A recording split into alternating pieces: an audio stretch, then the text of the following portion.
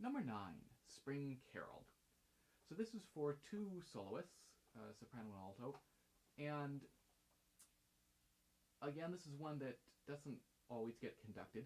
In this case, it's really straightforward. You're just plowing straight ahead. So sometimes it'll be just sort of conducted from the side. Let's see.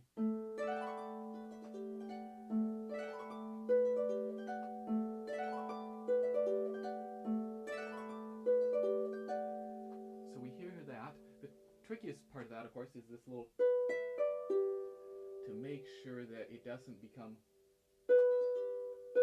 you know, or uneven. It's because of the way it's fingered, because of the distances and of course it's the left hand as well. It's very easy for that to start to become a little uneven. So really pay a lot of attention to that, and that each note is there and is heard and is equal. And if anything, think a tiny, I know there's a decrescendo marked, but think a tiny crescendo through there just to make sure that we're not losing those insides and it doesn't become, you know.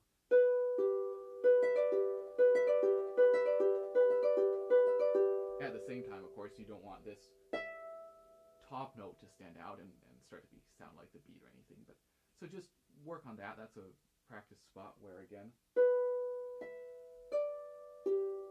taking it really slow and gradually speeding up and making sure it stays as even as possible. Again, here's a spot where you can get some word cues in there. Corn in the springing, and this is the second time that the alto has sang that section, and then we change and the singers stop. So again, having those cues and also listening to the recordings and knowing what's happening there, because again, anytime you have a long repeated section where you're just doing the same thing bar after bar after bar, there's always the risk that you're just going to lose count. So having some backups is always good. This little section then here is a section which, while it's not that difficult, it's probably best to have memorized, just because when you're doing those glisses, it's really helpful to be looking so that you can grab that, you know, you can stop on the right note. What do we get here?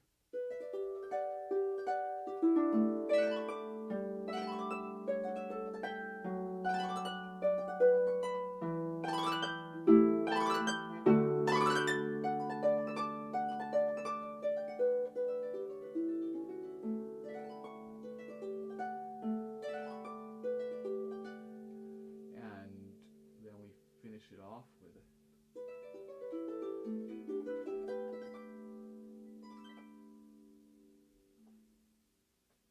and that's, so this little, that's a little bit tricky, because of course you're going to have to delay placing that thumb until you've played 4.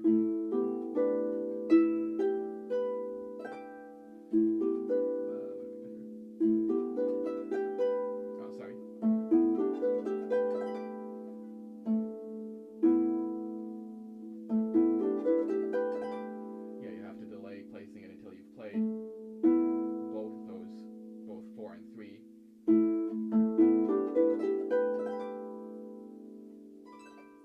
So that can require a little bit of work. And that's about it. Let's move on to number 10.